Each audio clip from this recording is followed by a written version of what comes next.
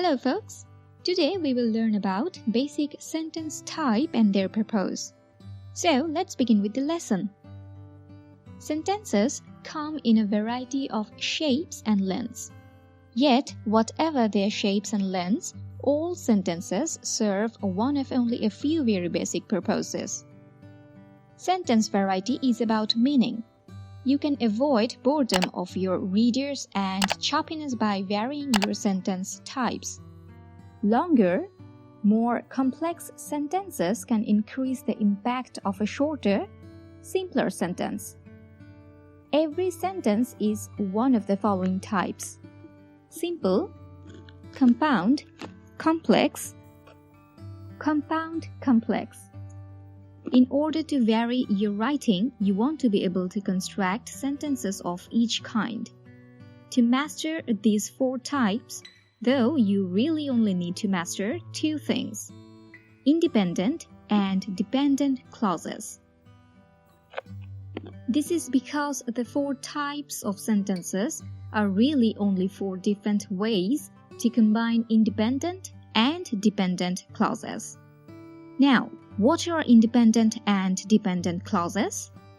Independent clauses are essentially simple, complete sentences. They can stand alone or be combined with other independent clauses. Dependent clauses are unfinished thoughts that cannot stand alone. They are a type of sentence fragment and must be joined to independent clauses. The simple sentence. A simple sentence is simple because it contains only one independent clause. Justin dropped his agricultural economics class. A simple sentence is not necessarily short or simple. It can be long and involved with many parts and compound elements. But if there is only one independent clause, it is nevertheless a simple sentence. The following example has a single independent clause with a single subject and a compound verb, like gulped, swallowed, groaned, and decided. Justin gulped down his fourth cup of coffee, swallowed a Tylenol for his pounding headache, groaned, and decided he would have to drop his agricultural economics class. The compound sentence. When you join two simple sentences properly, you get a compound sentence. Conversely, a compound sentence can be broken into two complete sentences, each with its own subject and its own verb. You can join simple sentences to create compound sentences either of two ways: with a semicolon or with a comma and coordinating conjunction, like for, and, nor, but, or, yet, so. For example, the following pairs of independent clauses can be joined either way. Homer has basic plant science on Mondays and Wednesdays. Environmental horticulture conflicted with his schedule. Homer has basic plant science on Mondays and Wednesdays, but environmental horticulture conflicted with his schedule. Be aware that if you join two simple sentences improperly, you do not get a compound sentence. You most likely either a comma splice or a fused sentence. The complex sentence. A complex sentence is a sentence that contains both a dependent and an independent clause.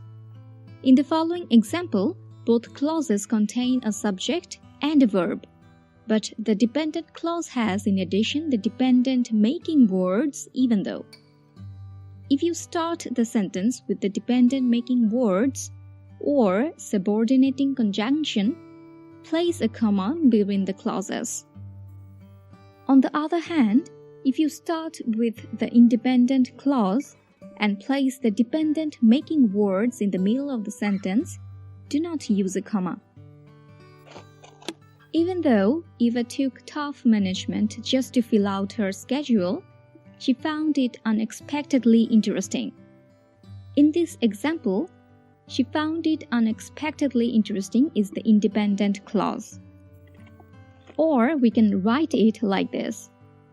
Eva found tough management unexpectedly interesting even though she took it just to fill out her schedule. The compound complex sentence.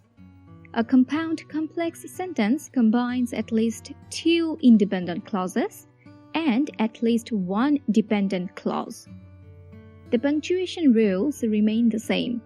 The two simple sentences are joined by one of the two methods described above, and the dependent clause is punctuated depending on whether it precedes or follows an independent clause. In the following example, the dependent making word signaling the beginning of the dependent clause is while. Homer was already in class and Eva was in the lab while Justin was sleeping off his headache. While Justin was sleeping off his headache, Homer was already in class and Eva was in the lab. Homer was already in class while Justin slept off his headache. Eva was in the lab. What is sentence purpose? The purpose of some sentences is to make statements. Declarative sentences make statements and end with periods. I'm planning to drop agricultural economics. The purpose of another sentence may be to pose a question. These interrogative sentences ask questions and end with question marks. Have you taken any agricultural engineering classes? Imperative sentences give commands or make demands or requests. They usually end with a period. An imperative sentence often has its subject is an unstated you. The subject of each of the following sentences is you. Example: hand your homework assignments, please. Stop, drop, row. Exclamatory sentences convey a strong emotion and end with exclamation marks. Use them sparingly. Watch out for the rattlesnake. That's all for today, friends. Hope you are practicing all our lessons and applying in your regular life conversations and showing in your writing skill. For more lessons, stay tuned with us. Do subscribe our channel for more updates.